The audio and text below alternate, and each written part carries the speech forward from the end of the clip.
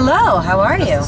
Welcome to another country. Welcome to the country of Canada. This is your traveling teacher, Mrs. Griffin, reporting to you live from another country.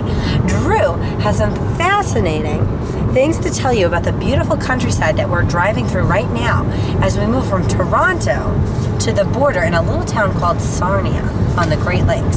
So right now, as we can look off to the left-hand side of the car, you'll see that we're going up a fairly big hill.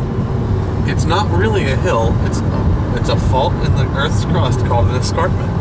This particular escarpment has a very famous name. It's the Niagara Escarpment.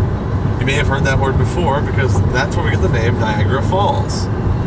What makes the Niagara Escarpment so important is that this elevation change in land, so if you look to the left you can see the hill, if you look to the right you can see the plains of the Canadian Shield, is that this hill holds in all the water for the upper 4 Great Lakes. As the river flows across from the Great Lakes of Erie towards Ontario, it falls over the escarpment, creating Niagara Falls. But as you know, we continue along throughout history, the waterfall itself is slowly eating away the escarpment until one day, probably many thousands of years in the future, when the waterfall reaches the shores of Lake Erie, it will drain out all of Lake Erie, creating a riverbed no longer containing a lake, and we won't have Great Lakes anymore.